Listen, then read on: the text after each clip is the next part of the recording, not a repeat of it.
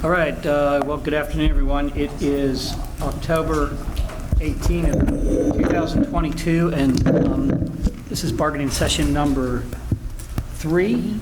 Tyson, you want to start us off? Sure. Tyson Villock, Director of Professional Standards for the district. Julie Sessa, Assistant Superintendent, Human Resources for the district. Jeff Raymond, Principal, Indiantown Middle School District. Pat Holtz, MCEA. Susan Rayo, MCEA. Bonnie Barch, MCEA. Gary Simmons, me? FEA, MCEA. Matt Thiebald, Martin County High School, MCEA. And I Mary White. have Karen Racinity on the phone as well. Okay. I didn't hear the name, I'm sorry. Karen Racinity, Gotcha. I have her on the phone as well.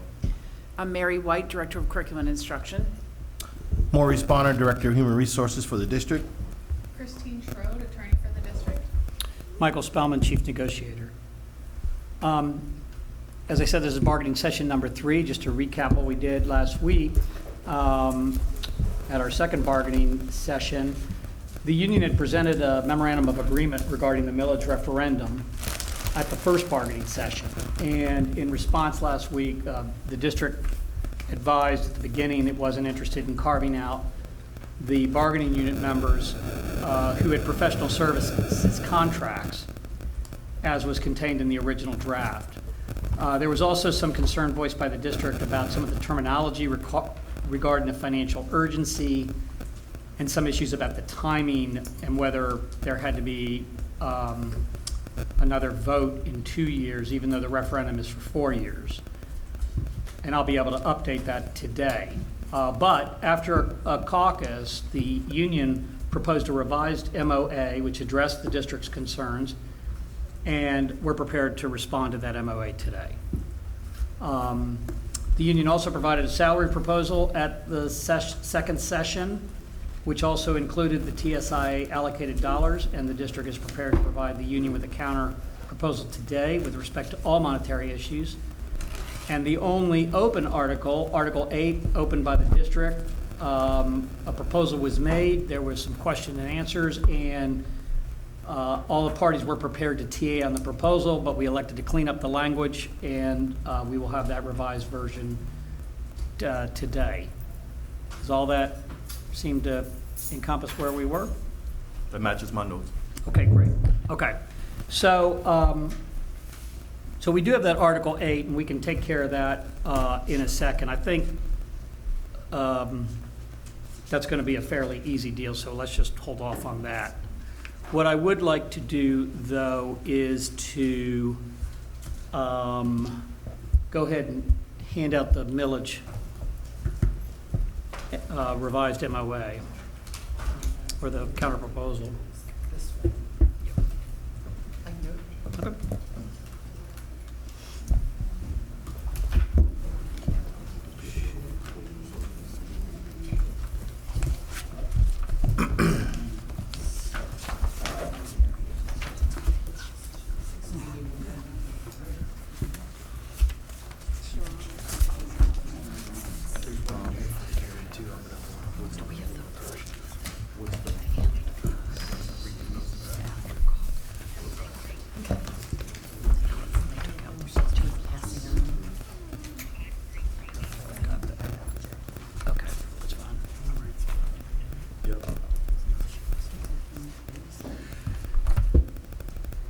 Okay, so before we even get into what's in the MOA, let me tell you about what happened with the election cycle.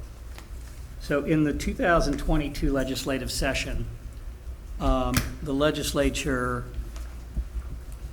who has been fairly involved in local government's business for some time, got involved in local government's business again, and specifically amended Florida Statute 125.014.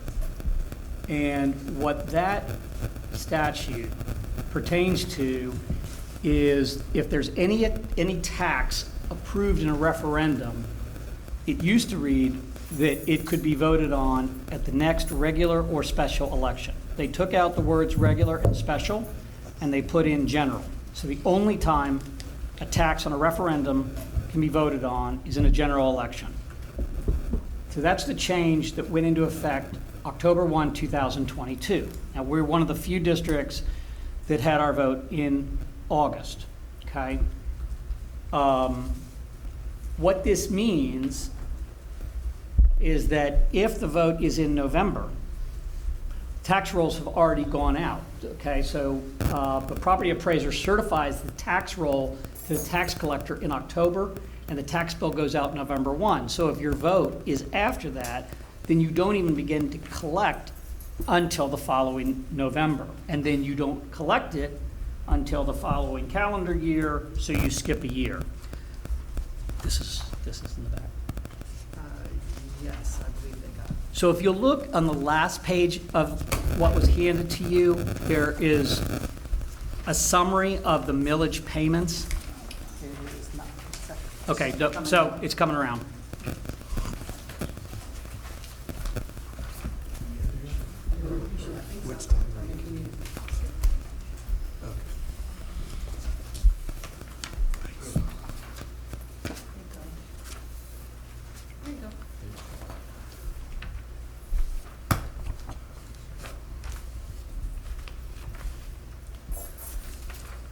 Okay, so if we start at the top, the referendum that was passed in August of 2018, you'll see how it was collected between November of 2018, when the tax rolls first go out, or tax bill first goes out, through March of 2019, and that applied to the school year of 2019-20, and the way those payments have been made historically was a payment is made in September, and then there's a true-up at the end of the year. And so that's why it says September and December. And so that is true up until the present. We're in the school year 2022, 2023. The September payment's already been made. There will be a true-up in December. Okay, so the next set there is the renewal referendum, which was just passed this past August. And what I've listed there are 3 years in which this will be collected. And the reason for that is because we're going to have to put this on the general election in November 2024, which I'll explain when we get down to 2026.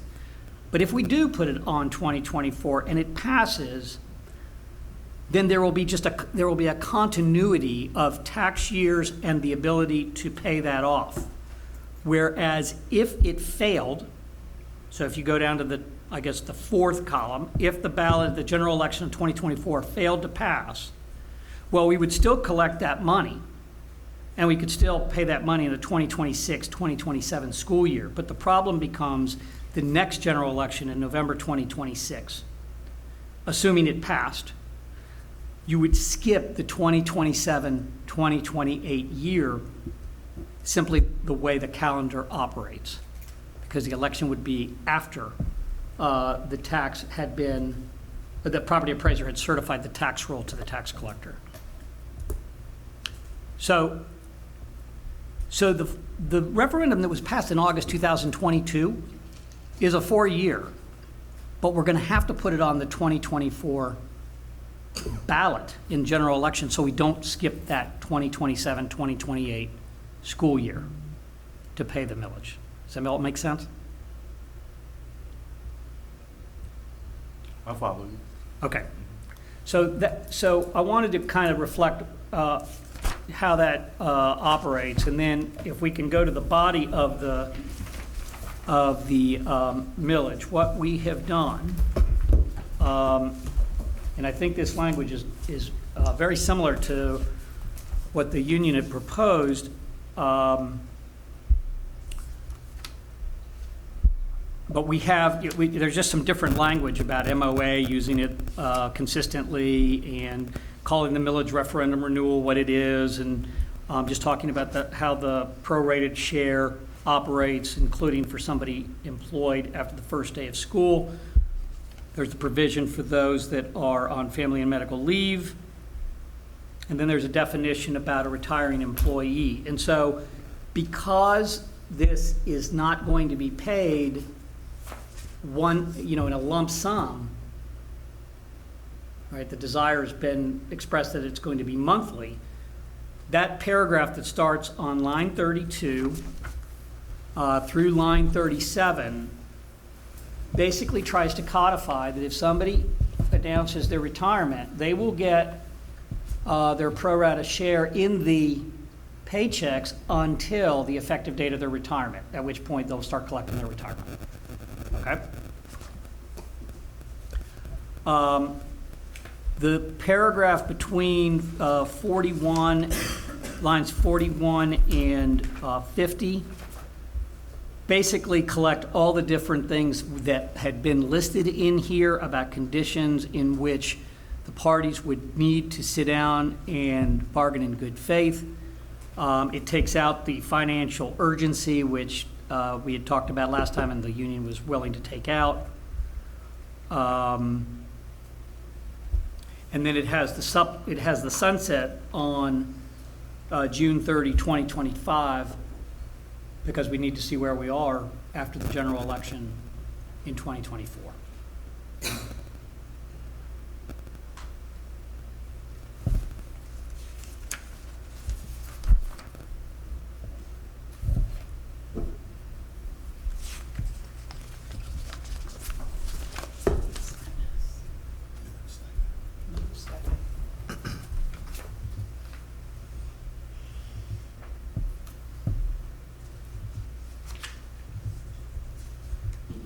I'm happy to answer any questions or try to.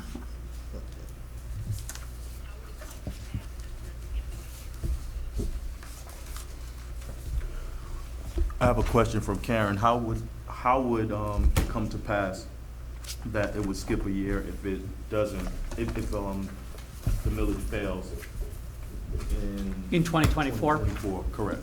Yeah, because the next general election would be November of 2026.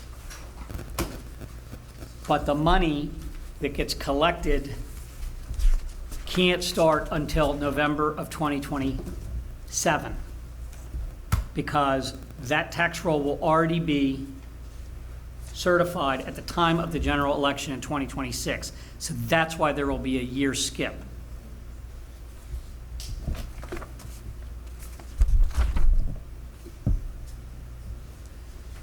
Right, if the election is November 2026, it's not till the next November that the tax can be collected. That's November of 2027. So you've effectively knocked out academic year or school year 2027 to 2028.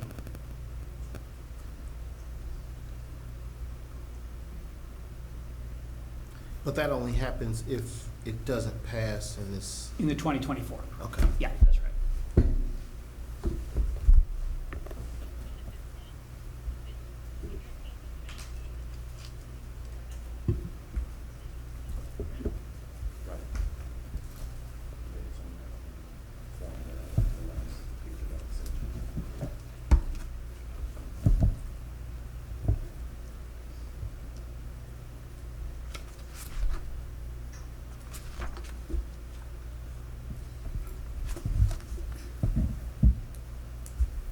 Michael, could you provide some clarification on line 45? I just kind of would need, I don't have the lawyer mind, so, any future God bless lawsuit. you. The entry of any order or decree of state or federal court or administrative body, or the enactment of any law, rule, or regulation by any state or local authority. Could you just kind of, I don't know, flesh that out for me? a little bit? So what it read before was, it was kind of loose. It just had, and you can kind of see it, Okay. the part that's not blue or the part that's crossed out in green. So what it said before was, any future lawsuit, legislation, regulation, or economic change. It was real general. So what I was trying to do was kind of shore it up. So, if somebody challenged the referendum in court and a court entered an injunction against it, well, suddenly that money's not going to be available anymore. Okay. Or if, I laugh at this, but the state legislature somehow got involved in a local government's business. I know that's so That far-fetched. would never happen here. Never happened. But what we're trying to do is, if there is some serious economic change, the parties will come back to the table to Okay. try to get the intent of this agreement. All right, thank you. Yeah, sure.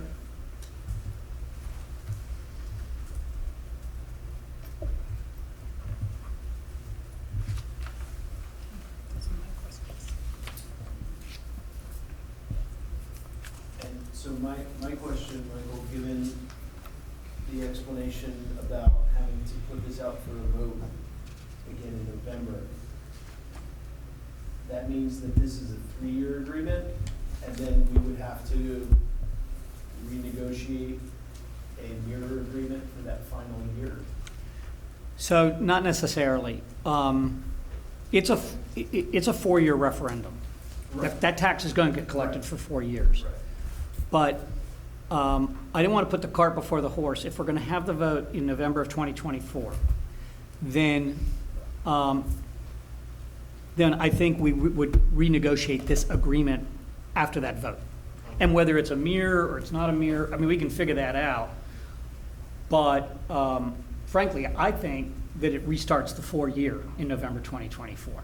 I think it's a whole new 4-year deal, right? Because we're going to put it out, and now we're going to get on cycle. We're going to get on a track where it'll go November 2024, and then the next one would be in 2028, because it's always going to be at a general election from here on out. So then the 2 remaining years on this agreement are a wash? So That's the part I can't. Yeah, so the 2 years remaining on this agreement, let's assume this fails, the referendum fails. Well, then we'd probably come up with a mirror agreement. But the problem is that then we would know we're going to miss a school year of collecting taxes and paying them out, right? But in the event it does pass, well, then we can just get back at the table and figure out how we distribute it. Okay.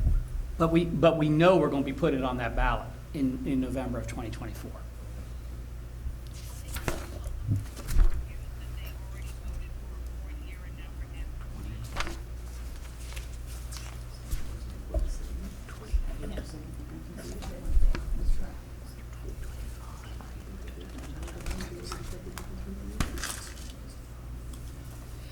I guess the question then, Michael, would be if it failed, then would we mirror? Or if it failed, we still have 1 year that doesn't have any No, if it, paperwork attached? yeah, so if the 2024 ballot language fails, then I would think it would be a mirror We agreement. just mirror what we Still have have, 1 more yeah. year left. Now, what we might want to do, we might want to get creative at that point and say, well, we're going to miss a year, so let's try to figure out a way that we can do the most we can to bridge that 1 year gap, right? But the tax is going to get collected for 4 years. That's the referendum. Right, Right, that's. So that's going to happen no matter what. right. See, I don't know how we'd miss a year if it failed, it would just come to an end at the end of the 4 years. It's not a missed year, it's just a But then they done couldn't year, pay it's this just done. tax. But let's say it goes back up on the general election for 2026, Oh, okay, and it passes, you're Okay. still going to miss 1 year, okay. you see? Oh, so would we want to kind of try to stretch it out so that we're Exactly. getting something until that next election? I Exactly. see what you're saying, yeah. So I think knowing that it's still a 4-year either way. The money comes in for 4 years for sure, but we can't guarantee that the, It's that 5th year, it's Yeah, that, 5th year. yeah, it's that staggered year.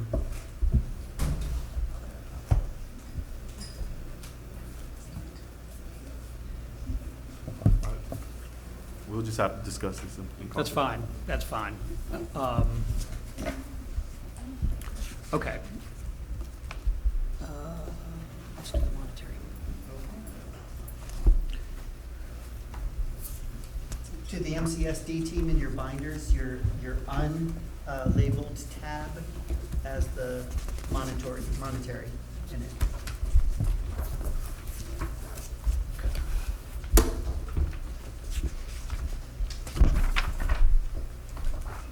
Just that one.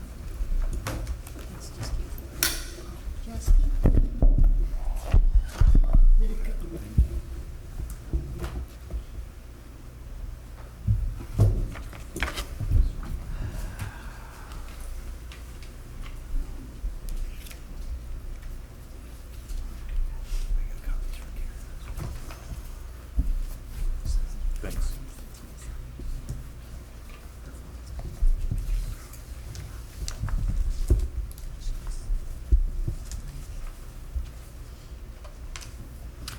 Okay, so what's been handed out is a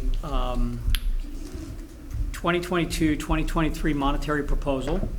It contains both the performance pay as well as the TSIA. And so the raise pool for the performance pay is 1.3 million. And what we have been able to calculate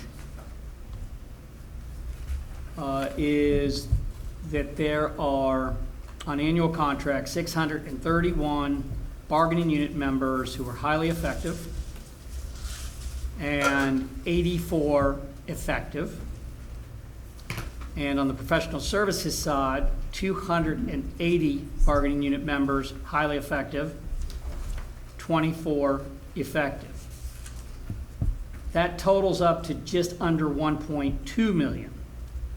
Now, there are 138 newly hired employees that could potentially produce an evaluation, but I believe so far we only have 14 of those. Or no, I'm sorry.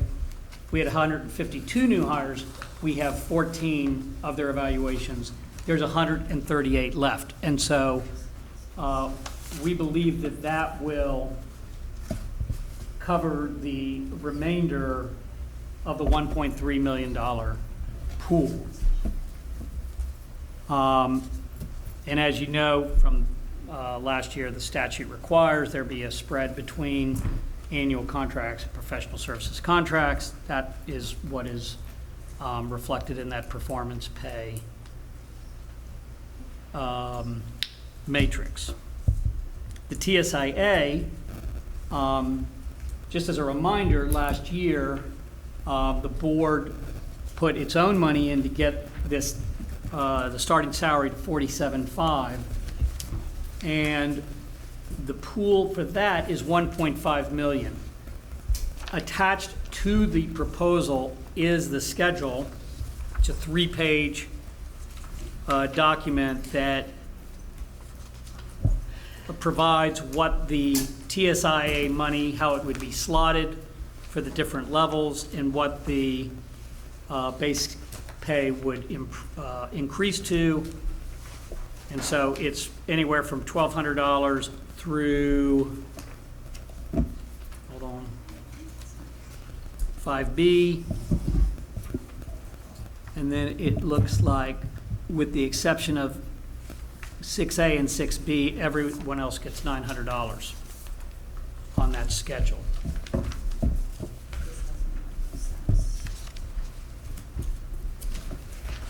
Are we still required to give first-year teachers more than everybody else after reaching 47.5? Is that still a requirement? To give higher on the lower? That wasn't the statute we read. Because I thought that was the whole purpose of trying to get to 47.5 so we could start fixing some things. Yeah, so I believe that, and Carter's not here tonight, but my understanding is that he tried to do a placeholder where he just put $1,000 down the list, and the DOE told him it had to be reallocated. So I realize that's not exactly firsthand knowledge, but that was my understanding. Because he had to give something to DOE by either October 1 or September 30th, and he put $1,000 for everybody, and they told him that that wouldn't be accepted.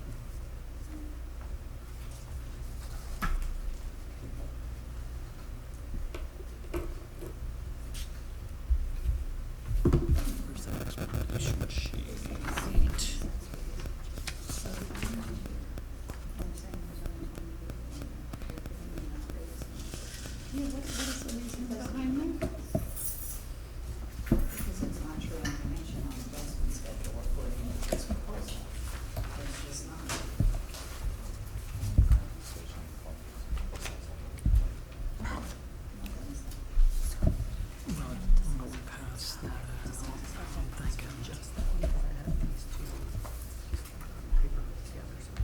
Yeah, you can do, yeah, go ahead and do both. And Tyson's going to hand out this summary sheet. So I did get from Carter the distribution of the TSI funding that he usually would put up on the projector thing here that shows that the amount is 1.5 million after, you know, the various other deductions, and also goes back to the highly effective and effective numbers that I read to you.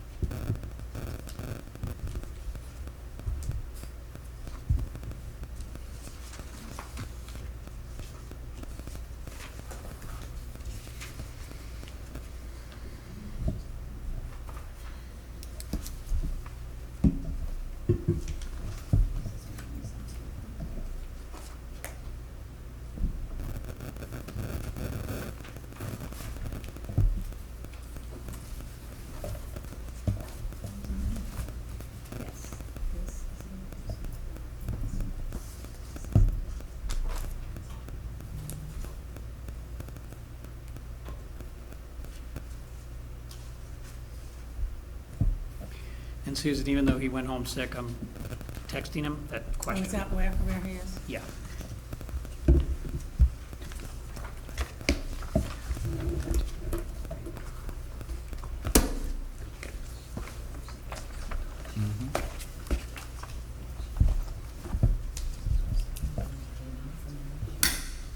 So we're gonna discuss the monetary proposal in caucus as well. We can move on to Article 8. Sure. I was hoping we could sign them all together at the same time.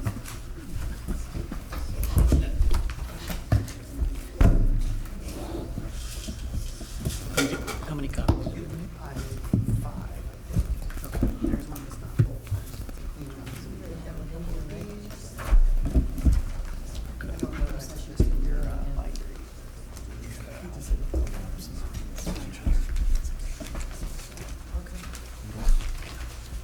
So, given that the difference this week compared to last week on Article 8 was just me fixing the editing and the asterisk on that chart, I only made 2 copies, just to save paper. Everything else the same as last week. I can try to make more if necessary.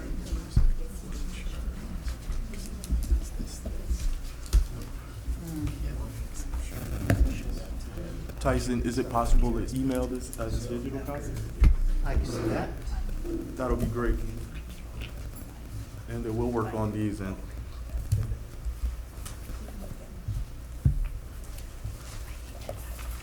You need it back? There you go. Look at it. Oh, okay.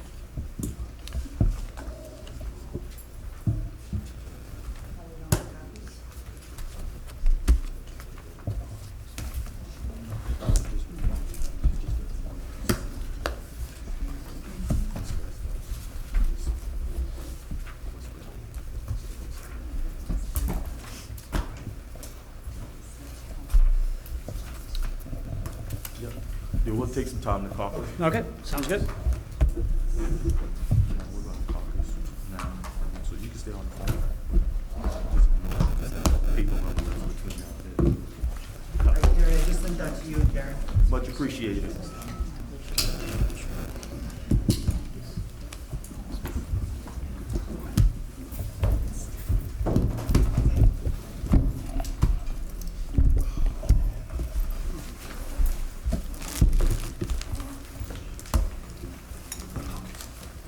Here you go. Yep. You the man. I'm the man across from the man. No. So, Michael, we had an opportunity to briefly review what was placed on the table from the district today, the millage counter proposal, the monetary counter proposal. And with respect to the proposals and not having Carter here today, and our money man isn't present as well, we're going to take these proposals and look through them thoroughly. And if there's a counter to be made, then that counter would be presented. We're scheduled to be back here for session number 4 on Tuesday. That's right. So if there's any counters that needs to be made, we'll present those counters at that point. But we didn't want to beleaguer the issue and have you guys sitting in caucus for an extended amount of time. So we'll look through this thoroughly. The only request that we'll have in the meantime is to respectfully send those proposals digitally, Oh, for sure. and then we'll begin to work our process. Okay. Is that true with 8 as well, Article 8? Yeah, and Karen's not present to Okay. put a John Hancock on that today, so we'll settle that matter next week as well. Okay. All right. I just wanted to say that I will not be here next week, so someone else will be in charge of the snacks. Snack duty, somebody else got snack duty. Tyson, you got that? I can leave. Utility infielder Tyson. I recommend you eat on the way too. Get a cake copy of that coffee? Dr. White, I volunteer to take the snack duty Do responsibility. you want for my that. bag of snacks? Yeah, I'll take care of that. I mean, it's not that I don't like you guys, like, but I'll bring snacks when Lonnie gets loud and disruptive. Because you know she can't. Yeah, exactly. That's the way to be. He's never bringing snacks. He's never bringing snacks. But Okay, Lonnie, it's up to you. All right, well, thank you. that settles our business for session number 3. Thank you. All right, thank you all. Thank you.